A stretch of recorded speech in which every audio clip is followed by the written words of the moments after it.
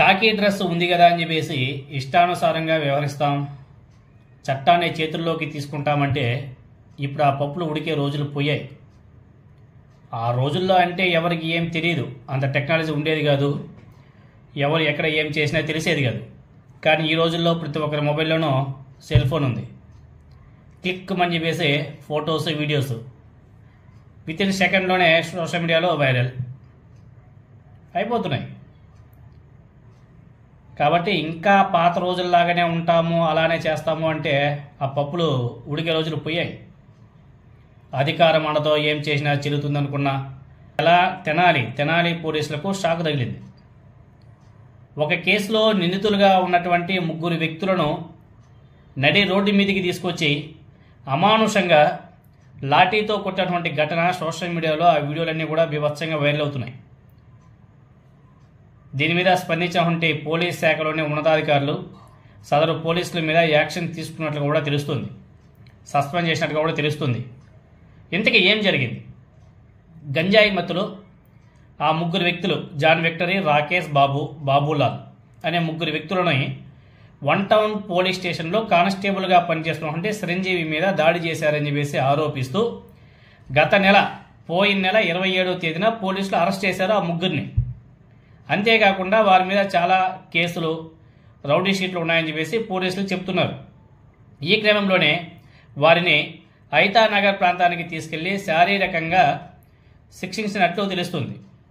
2 town CI Ramulu Naik, 3 town CI Ramesh Babu నడి road మీద ఆ 3ని అరికాళ్ళ మీద లాఠీలతో అమానుషంగా కొట్టినటువంటి వీడియో సోషల్ మీడియాలో ఏ విధంగా వైరల్ అవుతుందో మనందరం కూడా చూస్తున్నాం.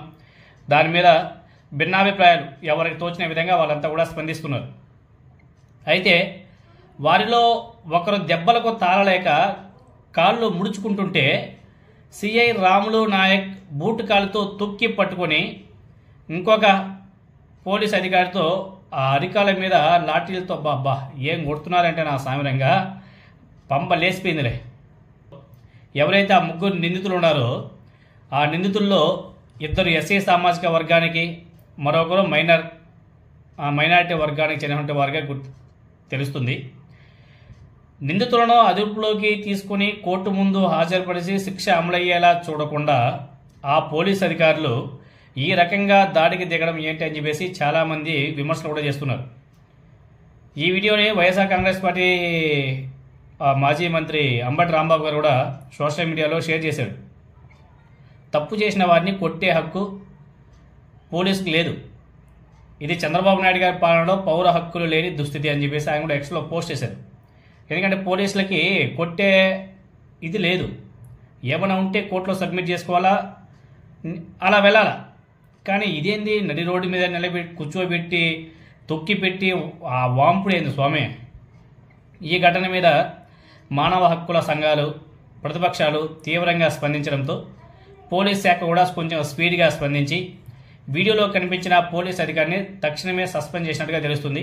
అలాగే కానిస్టేబుల్పై దాడి ఘటనను 3 రోజులు పోలీసులు గోప్యంగా ఉంచడానికి గల కారణం ఏంటి అని చెప్పేసి విచారణ చేపట్టామని చెప్పేసి అధికారులు చెప్తున్నారు. కస్టడీ లోపల కానీ బహిరంగంగా కానీ హింసను ప్రేరేపించాం, ఈ ఘటన మీద కఠిన చర్యలు తీసుకుంటామని చెప్పేసి ఓ సీనియర్ పోలీస్ అధికారి కూడా ఒక ప్రముఖ మీడియా సంస్థకి ఇచ్చి ఒక ఇంటర్వ్యూ కూడా చెప్పడం కూడా జరిగింది.